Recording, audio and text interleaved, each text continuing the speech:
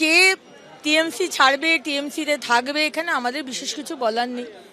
টিএমসিকে বাংলার মানুষ প্রত্যাখ্যান করেছে, আর এইভাবে প্রত্যাখ্যান করেছে এত বিশাল ম্যান্ডেট দিয়ে।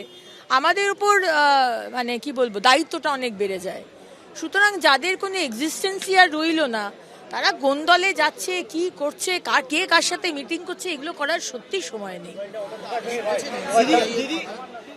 না, আমি অন্তত শুনিনি।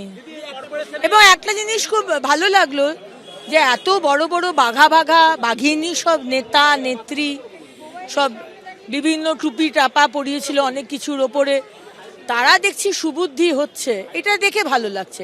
কিন্তু টাইমিংটা একটু অবাক লাগলো, যেই সরকারটা হলো বিজেপির অমনি তাদের সুবুদ্ধি এলো, এটা একটু অবাক লাগছে।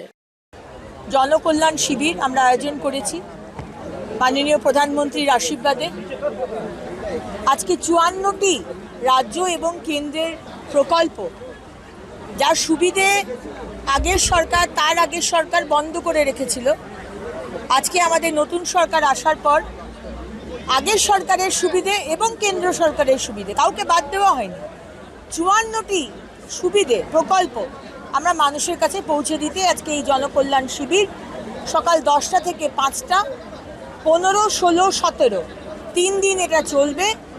কিন্তু 17-র পরেও কিছু কিছু ফর্ম বড় অফিসে পাওয়া যাবে, তাই 15, 16, 17 এই 3 দিন এই সুবিধাটা অ্যাভেল করুন।